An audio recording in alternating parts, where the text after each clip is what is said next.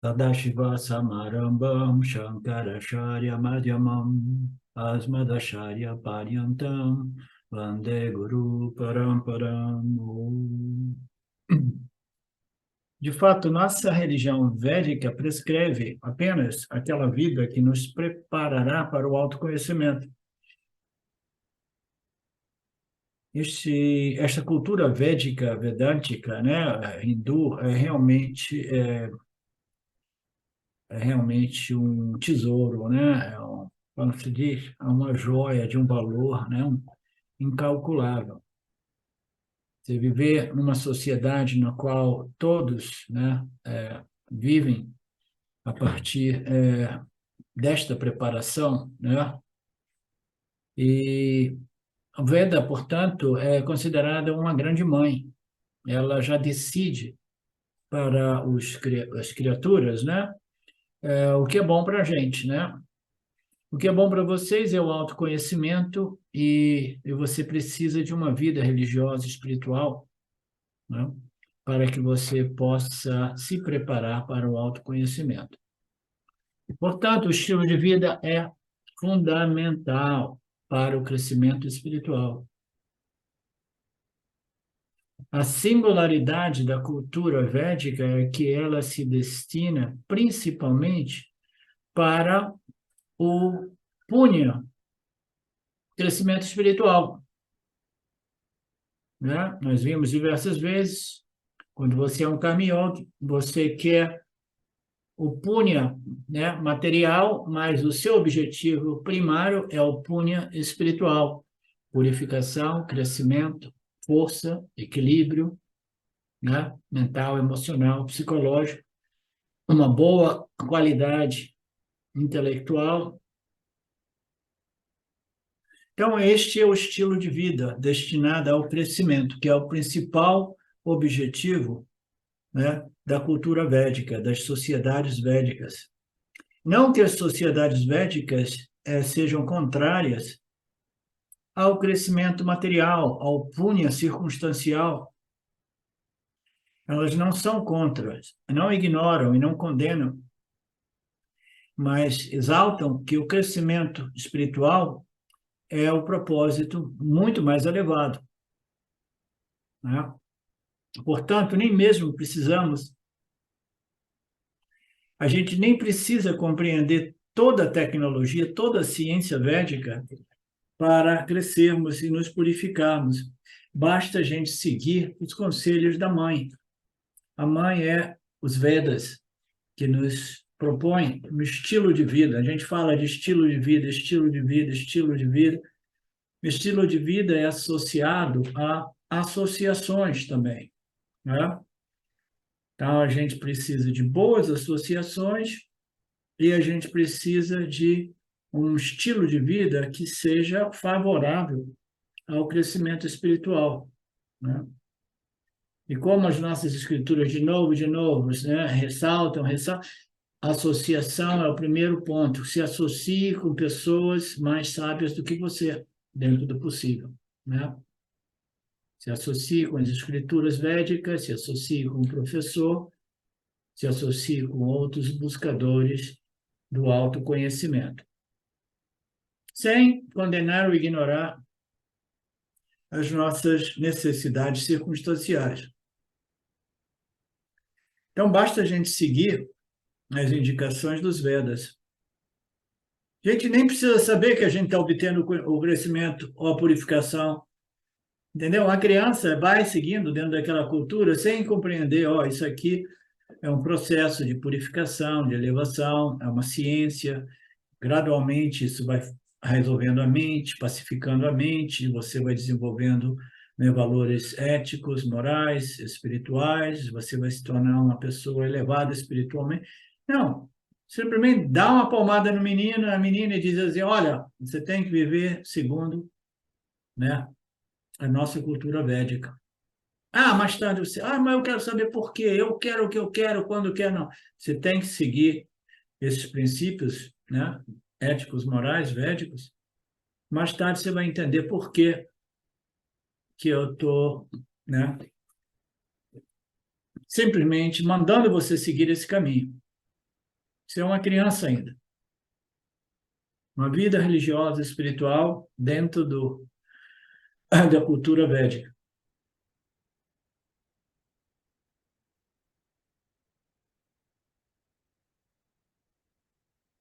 Deste modo, nós seremos saudáveis fisicamente, emocionalmente, moralmente, intelectualmente. Os Vedas, essa cultura védica, é um sistema integral denominada Yoga Samidaha. Para colocar em linguagem vedântica, as 4 qualificações desenvolvidas serão alcançadas antes do conhecimento, o autoconhecimento.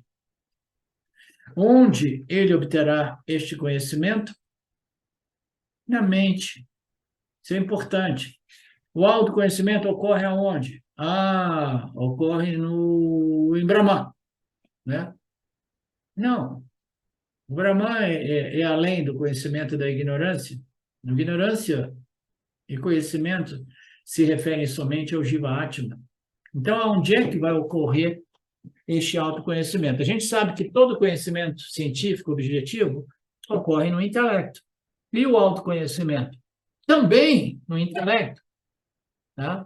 Mas não é um conhecimento objetivo científico. É o autoconhecimento. Mas se o autoconhecimento, o conhecimento daquilo que eu sou, o ser, o Atman, a consciência, a existência, não é um objeto de conhecimento, como é que eu vou obter esse conhecimento? Tá?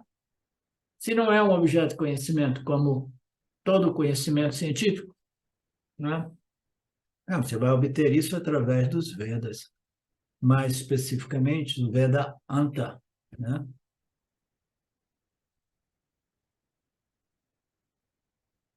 Porque você é este ser, você é esta existência, você é este Atman. Isso ocorre na mente, no intelecto. Todo conhecimento existe no intelecto, inclusive o conhecimento espiritual. Nenhum conhecimento pode ocorrer em Atman, no ser, em Brahman, porque não é um locus de conhecimento. Nenhum conhecimento pode ocorrer no corpo. Isso é um ponto. Por que o Brahman não é um locus de conhecimento? E por que o Jiva Atma é o locus de conhecimento? O Jiva Atma, que é o Atma, aparecendo na dualidade como conhecedor, que conhece o mundo objetivo conhecido, né? Ele foi desenhado para experimentar e conhecer, o Jiva Atma, porque ele vive na dualidade. Qual é a dualidade? É conhecedor e conhecido. Experienciador e experienciado. Esse é o mundo da dualidade. Em todas as dimensões, para cima e para baixo, é tudo dualidade. Conhecedor, conhecido, experienciador, experienciado. Né? Então, o grande barato é você compreender a natureza do conhecedor. Brahman não é um conhecedor, por quê? Ele não existe dentro do âmbito de Mitya, que é a dualidade conhecedor-conhecido. Brahman existe como Satya, aquilo que existe sem nada além de si. Se não existe nada além de si, como ele pode conhecer alguma coisa? Conhecer alguma coisa requer dualidade, pluralidade, mais de uma coisa ocorrendo. E, mais fundamentalmente, requer o Jiva Atma, uma consciência aparentemente individualizada que observa os outros fenômenos aparentes e quer experimentar e conhecer esses objetos de experiência, né? Então, nenhum conhecimento é possível no Atma. O conhecimento não é possível também na matéria. Não, então onde é que vai acontecer? Se não é no Atma, essa história que ele vai acontecer no intelecto, na mente, eu não acredito muito, não. Porque a mente, ela já me deu tanta rasteira, né? Ela já me trapaceou, ela já me criou tanta encrenca, né? A mente tem uma reputação muito negativa. E aí as pessoas dizem, na mente não, né? Tudo, mas na mente não. Aí as pessoas precisam compreender, o problema não é a mente, o problema é uma mente governada por ignorância. Ignorância a respeito do mundo e ignorância a respeito da real natureza deste mundo, deste universo. Né? Então, a pessoa, na mente, não. Então, onde é que eu vou encontrar esse conhecimento? Ah, no coração, né? Mas o que é esse coração? É no meu sentir, né? A Marinéia falou depois, eu vou dizer o que eu sinto. Não, quando você está se reduzindo ao seu centro emocional, você está se colocando numa situação muito difícil, né? Porque cada contato com o mundo dos objetos de experiência vão ser sentidos, percebidos emocionalmente de modo diferente. E vão ser percebidos e sentidos, infelizmente, de acordo com os nossos gostos e desgostos. A gente precisa do intelecto, aquilo que tem a capacidade de analisar o nosso relacionamento com os objetos do ponto de vista de gostos e desgostos, quereres e não quereres, atrações e repulsões. O conhecimento não ocorre no corpo porque o corpo é inerte. O corpo é matéria e energia. O corpo é desenhado inteligentemente, mas ele deve essa inteligência a Brahman, ao Atma, ao ser, aquilo que eu sou, mas ainda não estou convencido. Portanto, todo conhecimento sempre tem que ocorrer no intelecto. É esta pessoa com o intelecto purificado que vai ganhar este conhecimento. E quanto tempo levará, né? Aí, o Krishna Guru, sem querer se comprometer, porque as pessoas ficam sabendo quanto tempo vai levar esse processo.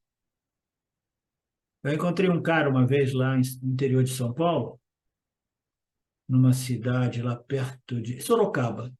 Ele ficou encantado com o Vedanta. Ele dava aula de yoga, ficou encantado, encantado, encantado, queria fazer encontros semanais lá, né, etc, etc. Aí, depois de um mês ou dois, ele foi ficando impaciente e falou assim, quanto tempo vai levar esse processo? Né? Aí ele começou, ultimamente eu criei uma expressão nova que eu achei até interessante, né? Quando a pessoa começa a vacilar, né, a gente usa a expressão, ele começa a escorregar, né? E alguns dizem escorregando na maionese, né? Então, outro dia falando com o Marcelo, eu inventei uma outra, né? Eu falei assim, o cara começou a derrapar na curva, né? Então, ele vai derrapa aqui, derrapa ali, né? Então, o cara queria, porque queria, quanto vai levar, quanto tempo vai levar, quanto tempo vai levar, daqui a pouco ele não tinha mais nenhuma paciência, confiança e perseverança, e começou a dizer, eu vou comprar um, uma passagem aérea e vou lá para a Índia passar 3 meses com a Swami Dayananda, lá no ashram de Dayananda, que aí alguma coisa vai acontecer. Em 3 meses alguma coisa vai acontecer. Né? O que vai acontecer, cara? Né? Uma outra derrapada na curva. Ele quer que alguma coisa transcendental ocorra. Se ocorrer uma experiência, ela vem e vai como qualquer experiência. Não, ele quer realmente que este conhecimento seja firme, mas a menos que o indivíduo esteja preparado, ele não vai ocorrer. Então, o simples fato do cara estar derrapando em cada curva significa que ele não está preparado. Não é assim, Marcelo? Eu fico sempre preocupado quando eu vejo você meio cabisbaixo, né?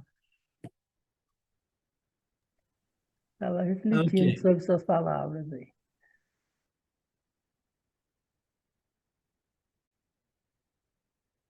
Então, quem é que vai? Um indivíduo que está preparado. E Krishna não quis se comprometer. Ele falou assim: o aluno que segue esse caminho, se purifica isso e aquilo, ele irá assimilar esse conhecimento rapidamente, ele falou, não é? Rapidamente, com o tempo. Ele alcança no tempo, gradualmente, né? Eu coloquei um gradualmente ali.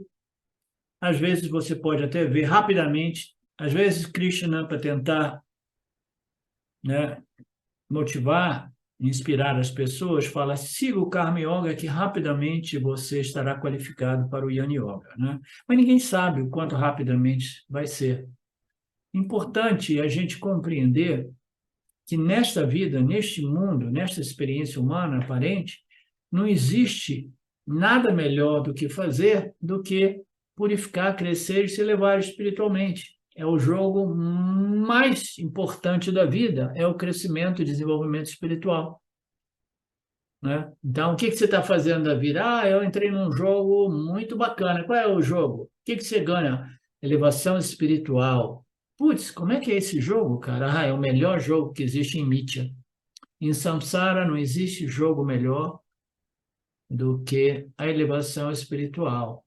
Aí a pessoa vai perguntar, Mariné, mas como é que é esse jogo? Ah, ele é dividido em duas partes. O primeiro tempo do jogo é Karma Yoga, o segundo do tempo do jogo é Yana Yoga, né? E você vai crescendo, crescendo. Mas e a conta? E a sua conta bancária? Não, isso aí é secundário, né? Porque esse jogo é muito superior do que o corre-corre do samsara para acumular bens materiais. Os bens materiais vêm e vão, né? Mas o conhecimento é sempre retido, seja o conhecimento a respeito de Mitya e, principalmente, o conhecimento a respeito de Satya. Quanto tempo?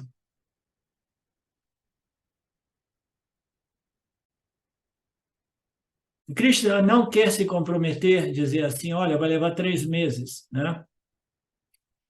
Porque quando o aluno ingressa na faculdade, o professor pode ensinar quantas vezes ele puder, mas o aluno é que irá ter que assimilar os ensinamentos e passar no exame. Só Deus sabe, só Ishvara sabe, né? Então, o professor faz o que ele pode e o resto cabe ao aluno, né?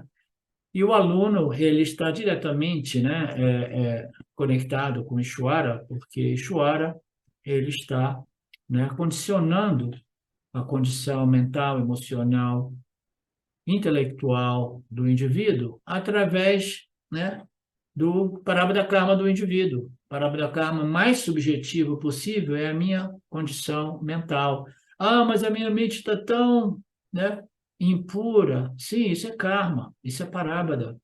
Ah, mas eu queria ter uma mente, né, pura. Não, é inútil você ficar chorando, porque se você tem uma mente impura, é porque este é o Prarabdha. Você tem que começar, mais cedo ou mais tarde, você tem que começar a purificar. Ah, não, eu quero comprar pronto. Ele fala, crescimento espiritual você não compra pronto. Você tem que trabalhar, porque este é um processo de méritos. Ninguém vai iluminar simplesmente por acaso. Ninguém vai se libertar por acaso.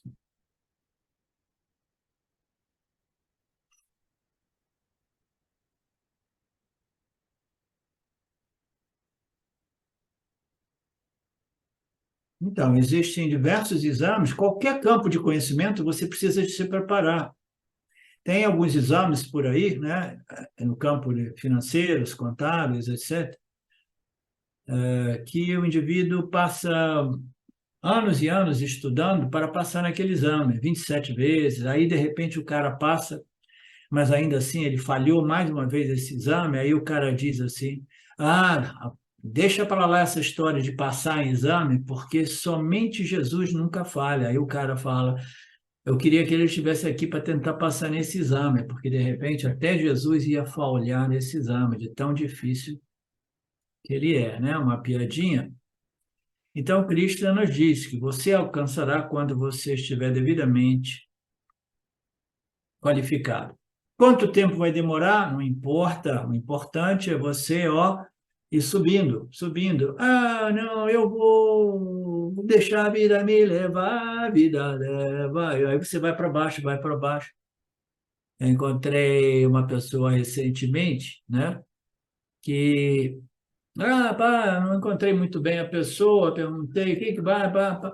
Aí a pessoa, né, pegou a sua estrada, foi se associando com determinadas pessoas, né? Aí eu falei, porra, mas isso aí, essa associação, o ensinamento do Vedanta diz que associação é tudo, né? Você tem que ficar muito atento com a associação. Aí a pessoa vira para mim e diz assim, mas vai fazer o quê, né, professor? A gente tem que aceitar os outros assim como eles são, né? Então, esse é um outro nível. Aceitar o seu Prarabdha Karma é uma coisa, mas você tem que discriminar com quem você associa para amanhã você não se encontrar numa situação de gancho, de apego, né, de envolvimento com associações negativas, e aí a vida vai te levando para baixo, né? Vai te levando para baixo. Então, você tem que curtir este processo de elevação espiritual. Quanto tempo vai demorar? Não importa. O importante é, ir subindo, subindo, subindo, subindo. Aproveite a viagem, curta a viagem. Este é o melhor jogo que existe no samsara. Aquele que tem fé, aquele que é devotado e cujos órgãos são controlados, alcança o conhecimento. Tendo alcançado o autoconhecimento, ele logo, logo alcançará a paz suprema. Então, aqui nós iniciamos da fé nas escrituras, fé no professor, a devoção a Ishvara, as disciplinas de controle da mente, dos órgãos, etc. Este indivíduo, né, ele, mais cedo ou mais tarde, alcança este conhecimento. Uma vez conhecido, ele irá conduzir o indivíduo a uma condição chamada de paz suprema aqui, né? Que nada mais é do que Sahaja Samadhi, uma mente bem resolvida através do conhecimento. Então, parece que esse verso nos apresenta uma pequena distinção entre o autoconhecimento e os frutos desse autoconhecimento, que não necessariamente ocorrem instantaneamente. O autoconhecimento, ele produz uma resolução a nível de qualidade mental, mas ainda assim nós sabemos que existem resquícios, né? Resíduos de autoignorância que ainda irão criar um probleminha aqui, um probleminha ali ao Yanni, né? Mas gradualmente, através do Nididhyasana, que é a aplicação dos conhecimentos, toda vez que esses resíduos de ignorância, né, vêm à superfície, você aplica o conhecimento e gradualmente, logo, logo, o indivíduo Yanni alcança essa paz suprema, essa condição mental chamada Shanti, né? Sadhana foi mencionado, yoga também foi mencionado, tudo isso se refere a esforço espiritual, sadhanas, né? O modo de vida religioso requer um esforço. Por quê? Porque para você subir, né, a escala do crescimento espiritual, esforço é indispensável. Ah, não, eu quero ir sem esforço. Sem esforço você desce. Você já viu alguém fazer esforço para descer o morro? Não. Você faz esforço para subir o morro, né? Subir a ladeira. Para baixo, todo santo ajuda, né? Toma uma cachaçinha e aí você desce rolando rapidinho, né? Então, todas as sadhanas envolvem esforço, né? Um estilo de vida religioso e espiritual dará muitos benefícios, né? Mas requer esforço, sadhanas. E as sadhanas foram prescritas aqui pelo Lord Krishna. A primeira ali, né? Sadhana é Shraddha, fé, aquele que tem fé. Qual foi a primeira? A primeira foi no verso anterior. Foi yoga, que é um número muito amplo, né, que envolve todas aquelas ações para melhorar a condição mental do indivíduo, né? É um termo generalizado, yoga, sadhana. Né? Aqui ele vai nos específicos. Não, antes aquilo ali se referia a uma vida religiosa espiritual dentro da cultura védica, né, que irá produzir, que conduz o indivíduo ao Karma Yoga, né, que é mais sofisticado, e uma vida num processo de purificação, né? Agora, a segunda sadhana é confiança, porque aí o quê? Primeiro, você estava indo no automático, você estava banhado na cultura religiosa e espiritual, que estava já colocando você na direção dos valores superiores, éticos, morais, psicológicos, né? Dármicos, né? E agora você se tornou um infante, um adulto, né? E você tem que considerar outras sadhanas. A primeira sadhana é o que? A confiança nas escrituras. Ah, mas ninguém falou que tinha escritura. Não, você não precisava saber, porque você era muito jovem, tá? Eu mandei você fazer isso e aquilo, mas eu sou a sua mãe de sangue, mas a mãe real mesmo é os Vedas. E os Vedas são escrituras sagradas, né? Agora eu estou introduzindo você à minha mãe, que são os Vedas. E os Vedas, eles vão dizer para você que o primeiro passo é você ter confiança nessa mãe, confiança nessa escritura, né?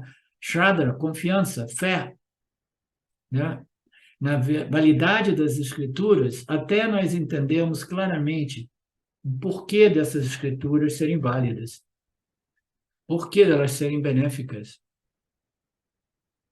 Se eu tiver dúvidas sobre a validade e eficácia das escrituras, e se eu não conseguir entender, é melhor deixar a dúvida de lado e assumir uma posição de fé cega, confiança cega, até que eu possa compreender o valor desses ensinamentos. O Vedanta, quando você chega no Vedanta, você processou tanta lógica para embasar essa fé, que a fé já não é cega, mas no início você tem que ver, olha, né?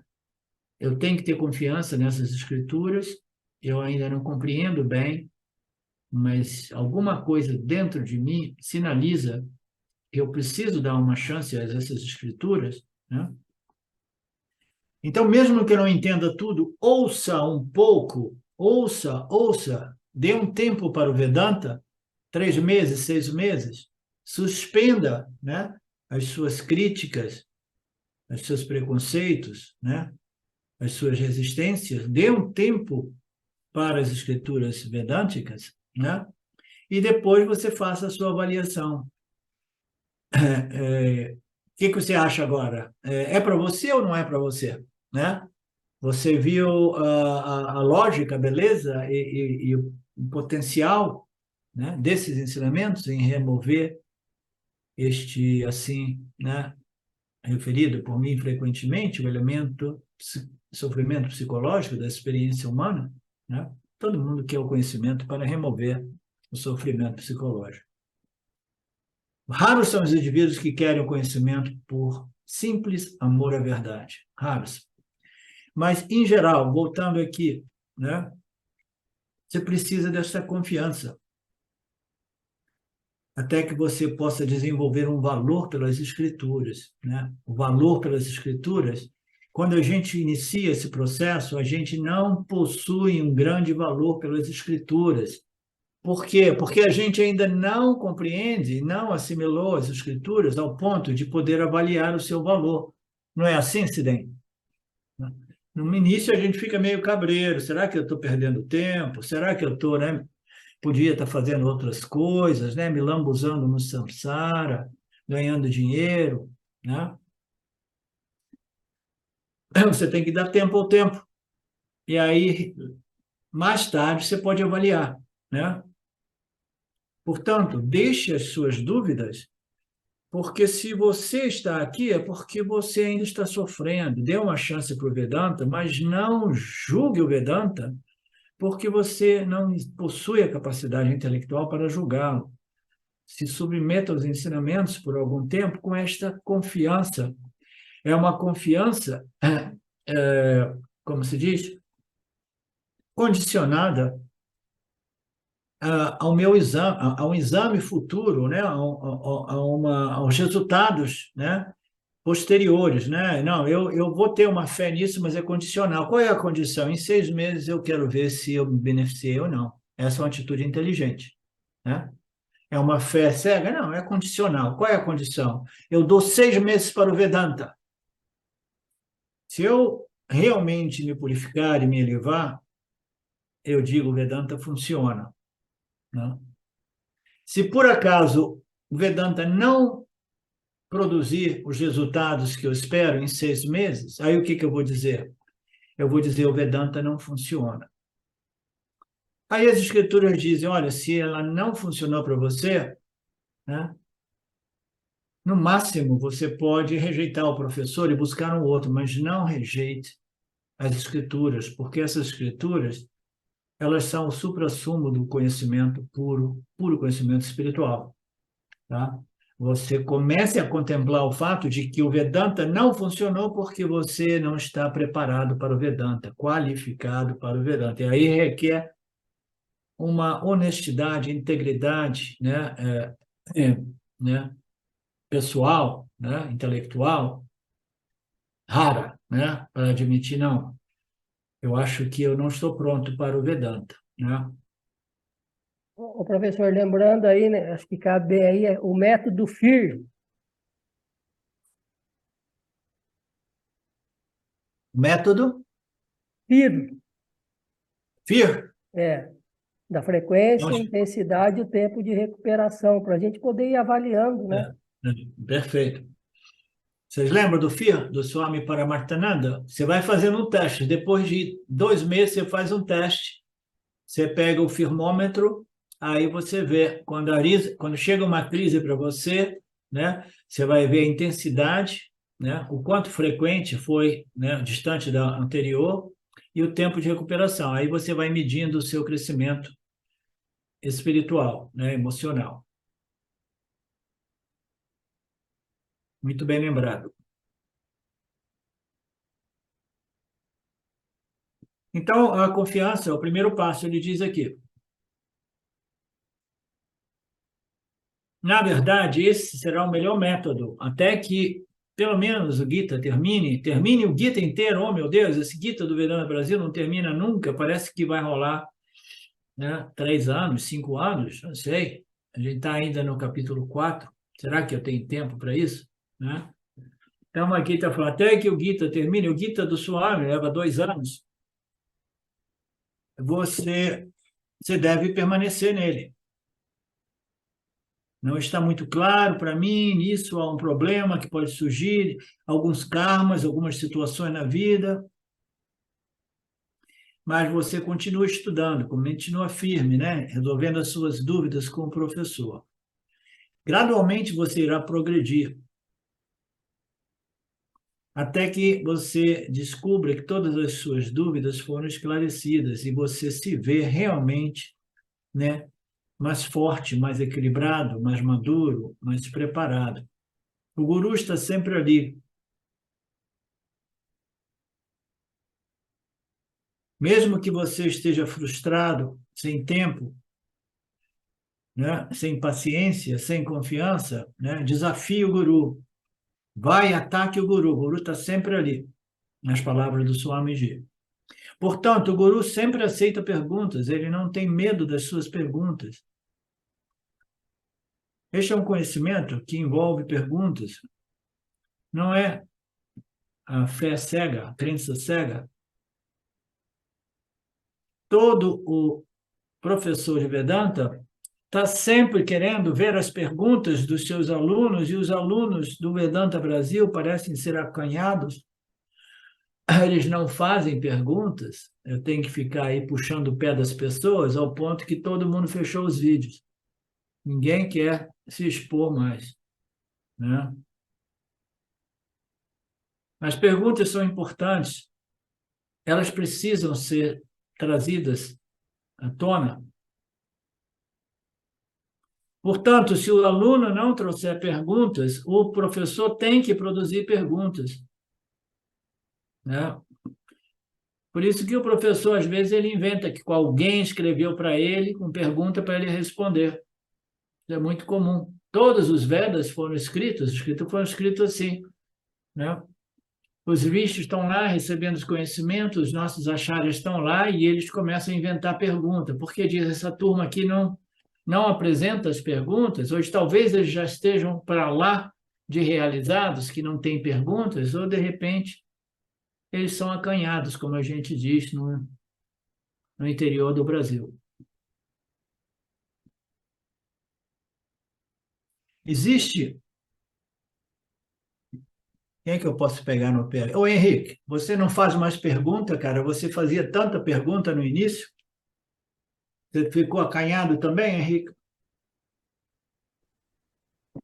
Estou em Shravana, Hã?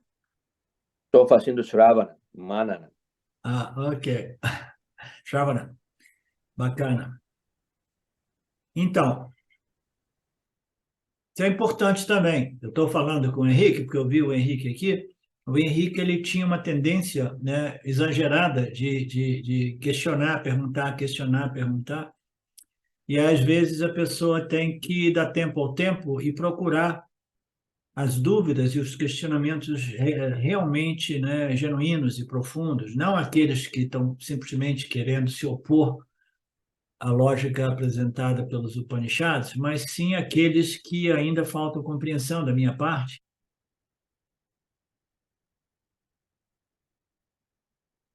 Então, o próximo livro que a gente vai usar é um livro chamado de Siddhi Granthas. É um livro, é um texto que são testes exclusivamente sobre questões e respostas. Porque se o aluno não sabe como apresentar suas questões, esse texto mostra para ele as questões fundamentais que sempre passam na mente dos discípulos, sejam elas questões conscientes ou subconscientes. Então, talvez eu não tenha entendido claramente os ensinamentos, portanto, eu não rejeito o ensino. Deixe-me questionar o meu entendimento e não questionar as escrituras. Eu não rejeito o ensino, como eu digo às vezes, se a pessoa está com problema com Vedanta, rejeita o professor, mas não rejeita as escrituras. Entendeu? Fica bravo com o professor, diz, esse professor não vale nada, vou procurar um outro professor.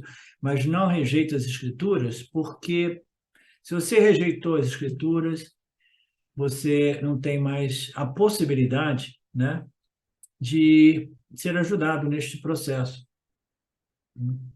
Porque todo conhecimento espiritual vem desta fonte. Esta atitude é que eu questiono a minha capacidade de compreender. Eu jamais vou brigar com as escrituras e com o professor, tentando impor a minha visão, a minha percepção. Eu desenvolvi umas pré-qualificações, que são a paciência, né? A paciência e a humildade. Então, antes de eu questionar o professor e as escrituras, eu vou questionar a minha capacidade de entendimento, né? Essa é uma atitude, é uma pré-qualificação, a humildade, né?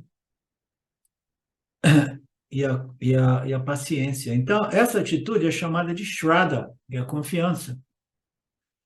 Não é uma fé cega, ela questiona a sua compreensão, apresenta suas dúvidas.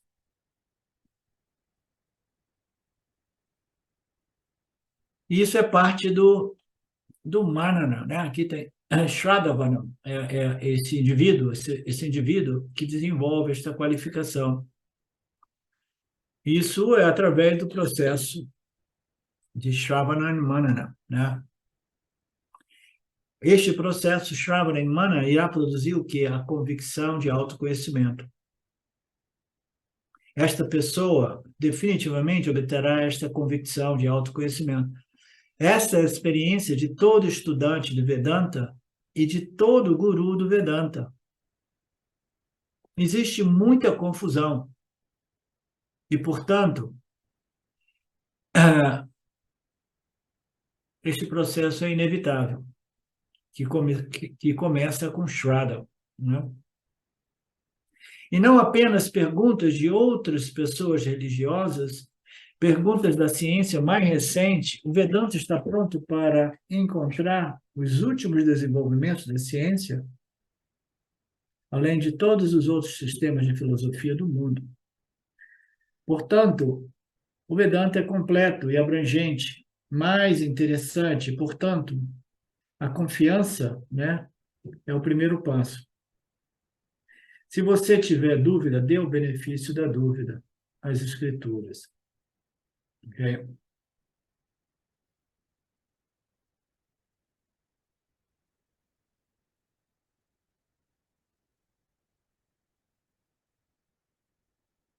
Então, o próximo sadhana dado neste verso, né, é Tat Paraha. Significa o quê? Seja sincero e comprometido.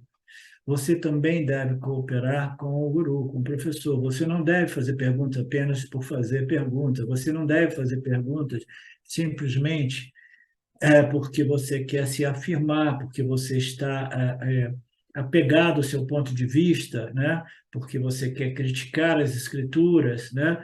Se você tem uma atitude de querer, basicamente, fundamentalmente, criticar as escrituras, então você está fazendo o que aqui, né? Este é o ponto, né? Você tem que fazer perguntas baseadas na sua confiança nas escrituras. Aí as perguntas são diferentes, não é eu quero corrigir as escrituras, mas sim eu quero compreender as escrituras, e está faltando um elo ou dois nesta compreensão.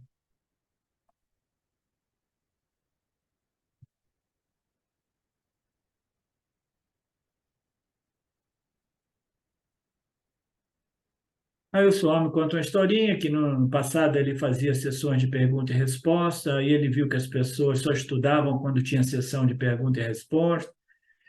Aí ele falou, é melhor eu simplesmente, né, permanecer dentro da tradição.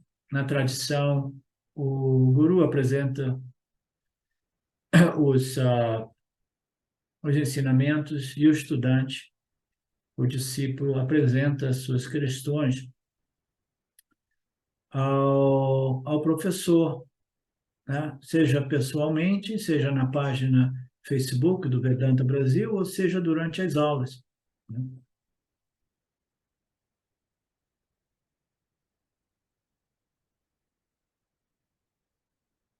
No primeiro capítulo do Gita, né,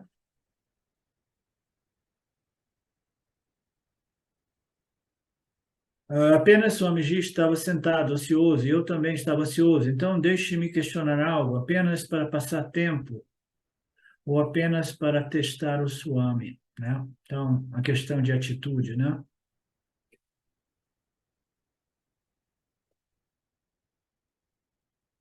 Ok. Isso não deve ser a atitude não deve ser essa, como nós já vimos, porque ela não será de ajuda para o discípulo no processo de assimilação.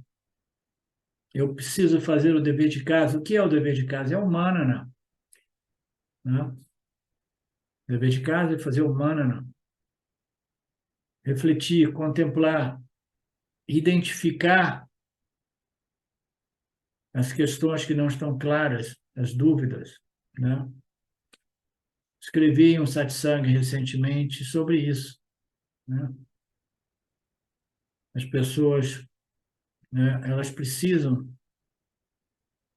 fazer o manana e nididhyasana, senão elas vão desfrutar do autoconhecimento que eu chamei de Shravana, autoconhecimento, conhecimento Shravana, porque todo mundo, durante as aulas ou assistindo os vídeos, principalmente durante as aulas, as pessoas têm essa compreensão, Aham Brahmasmi, mas deixam a aula, depois aquela compreensão desaparece e a compreensão Aham, né, Korpasmi, volta, né? Por quê? Porque as pessoas não estão fazendo o Manana e o Nididhyasana. O Manana e o Nididhyasana é indispensável.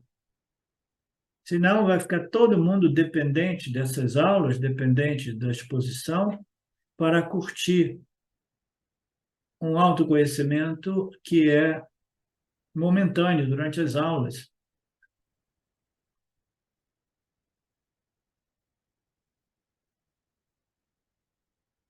Eu recebo os ensinamentos e eu tenho que investigar, examinar para ver se eu realmente compreendi o que foi ensinado, o que eu recebi. Então, sem manana, cadê o Felipe? Felipe está aí ou já foi embora?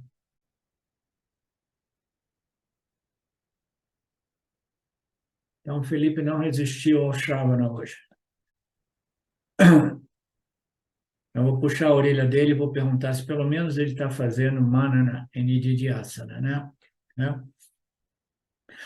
Sem manana, reflexão e contemplação, as dúvidas legítimas não irão surgir. Ou eu vou dizer, eu não tenho nenhuma dúvida, o meu conhecimento é firme. Ou seriam dúvidas estranhas, engraçadas, funny, né? Que não têm relação com o assunto. Imagina o aluno, né, apresentar umas dúvidas totalmente não relacionadas ao que foi ensinado. Portanto, as dúvidas precisam ser sinceras para que o conhecimento ocorra, a resolução dessas dúvidas de verdade. É necessário compromisso sistemático, trabalho de casa. A gente precisa de tempo de qualidade. Isso é chamado de Tatiparattvam, uma natureza tativa para qualidade de tempo. O que significa essa quality time? As pessoas, em geral, me dizem, não, eu não estou participando das aulas porque eu tenho mais o que fazer no final de semana, mas depois eu assisto o vídeo, né? Mas esse Shravana, que deve ser seguido de Manana e Nididhyasana, ele precisa de tempo de qualidade, tempo de qualidade. E as pessoas quase sempre, eles não têm tempo, ou têm outras prioridades, aí elas não comparecem nas aulas, que são preciosas para quem é realmente dedicado e sério, né? E diz, depois eu assisto quando eu estiver fazendo comida. Depois eu assisto quando eu estiver no banheiro. Depois eu assisto quando eu estiver dirigindo o carro, né? Mas isso não é quality time, não é tempo de qualidade. Assistir essas aulas, né, no momento das exposições, na presença presencial ou virtual, com o professor, né, é muito mais potente, né? É muito mais qualidade de Shravana, muito mais. Principalmente quando o discípulo não tem medo de abrir o vídeo, né? Mas não, as pessoas, né, dizem, não, depois eu vou e recupero. Recupera. E não somente isso, faz, né, preparando a comida, isso e aquilo, mas coloca na velocidade 1.5. Não. Então, é raja, raja, raja, raja, raja pura, né? E naquele tipo de ambiente, as pessoas querem fazer a assimilação dos conhecimentos.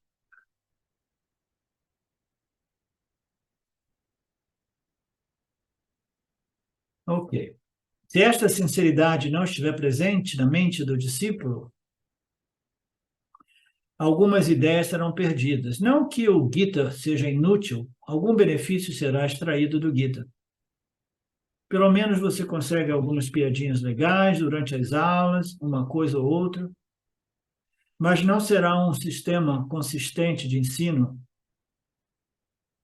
Alguns pensamentos vagos sobre pranayama ou outras informações, você obterá o benefício, mas o benefício esperado virá apenas quando a pessoa estiver sinceramente comprometida com este processo de assimilação dos conhecimentos do Vedanta.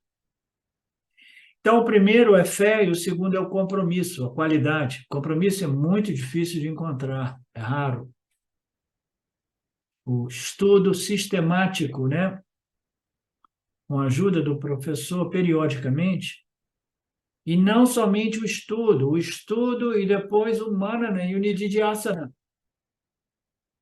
Você tem feito manana e nididhyasana, Mariné, você que não é acanhada?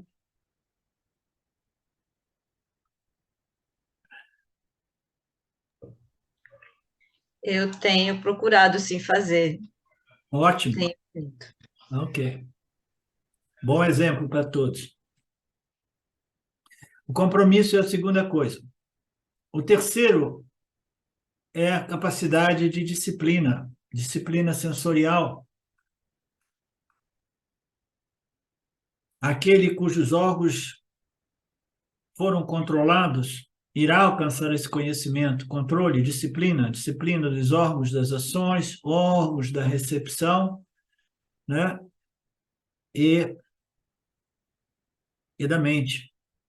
E não foi mencionado, mas tudo isso é parte das disciplinas de vigilância e controle.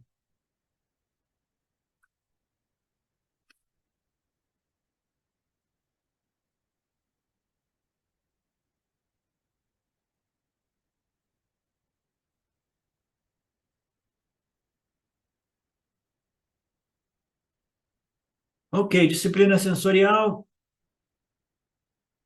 Mesmo para ouvir por 1 hora, a duração de 1 hora exige uma tremenda capacidade de contemplação. Você está brincando a mim? Essas aulas nossas do Vedanta Brasil, elas, em geral, elas são profundas, entendeu? O meu estilo de exposição é profundo, por isso que atrai poucas pessoas e requer uma focalização tremenda. 2 horas é até muito para que a pessoa mantenha aquele foco, aquela atenção, aquela concentração.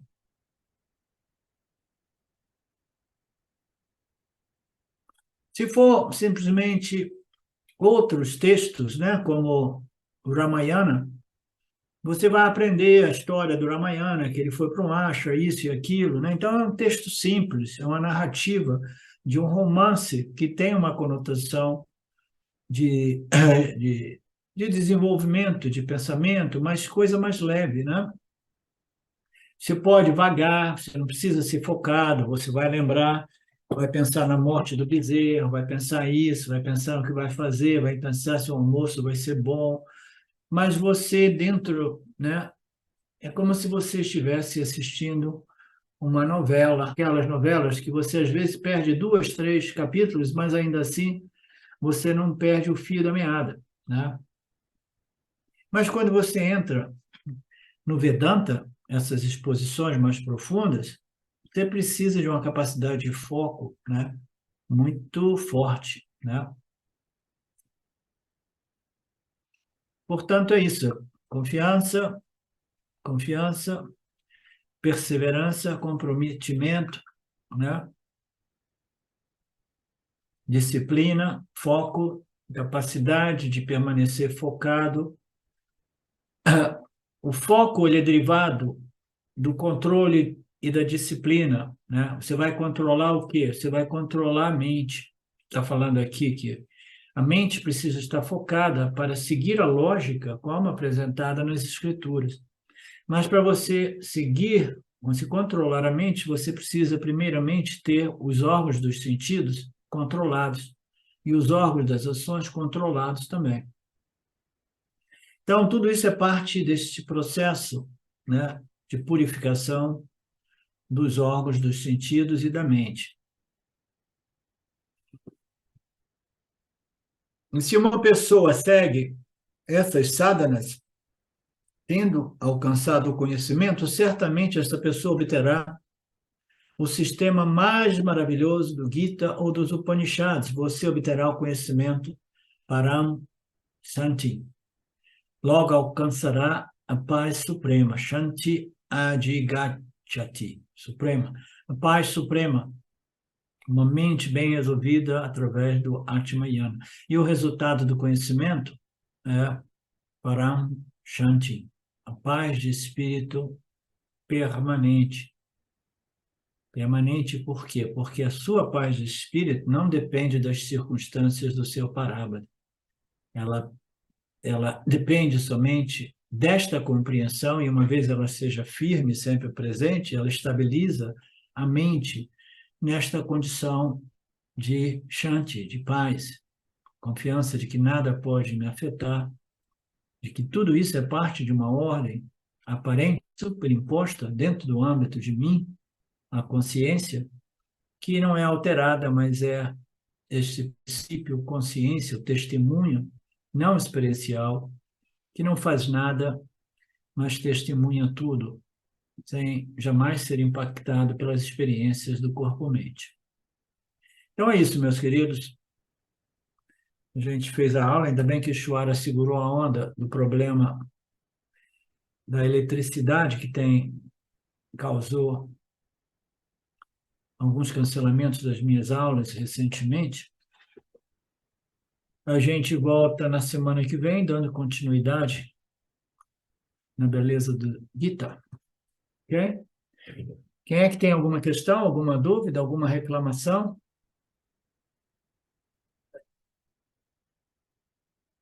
Pelo menos isso, né, Marcelo? No início as pessoas não tinham questões, mas tinham reclamações. Nos dias de hoje ninguém fica bravo, ninguém reclama mais. É um bom sinal, né, Marcelo? Não pode agradecer? Não pode ser agradecimento? Pode, naturalmente, né?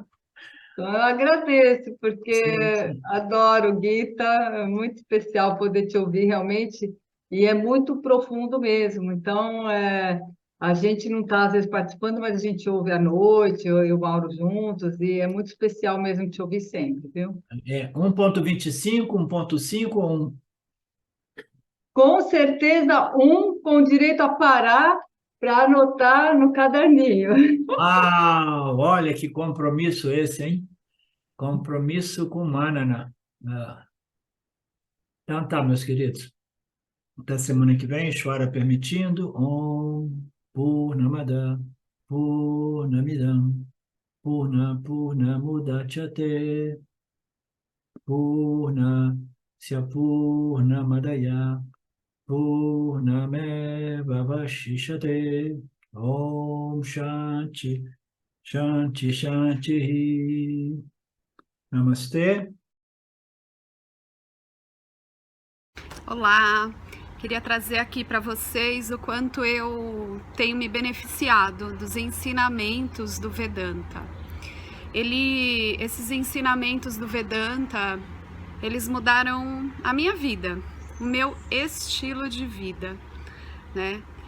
A partir de uma compreensão sobre Jagata, o mundo, sobre essa pura inteligência, Ishvara, sobre o Jiva, né? A mente, o funcionamento, sobre a aplicação do Karma Yoga diariamente na vida, o quanto isso beneficia a purificação da mente, né? Para poder daí acessar aquilo que é mais valioso.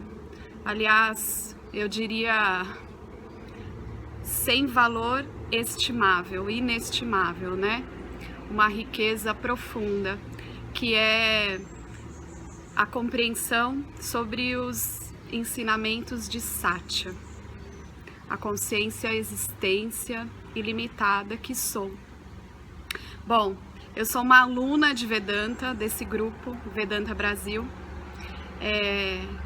que iniciei a jornada, estou no começo da jornada, mas essa jornada seria impossível sem o apoio diário de um professor qualificado, o professor Arlindo Nagar, nosso professor, que dedica a sua vida, que dedica as batidas do seu coração exclusivamente para o ensino do Vedanta. Ele gosta de usar a frase o coração que se doa recebe. Então ele é esse coração que doa. E aí a minha pergunta e o meu convite é: e você? Tem se beneficiado também dos ensinamentos, da compreensão, da clareza desses ensinamentos que são trazidos para nós? Sim? Se sim, o coração que doa recebe. Então o convite é: se você se beneficia, você pode também fazer uma doação. Essa doação, ela é necessária, apropriada, para a manutenção, né, desse ensinamento vivo diariamente para nós.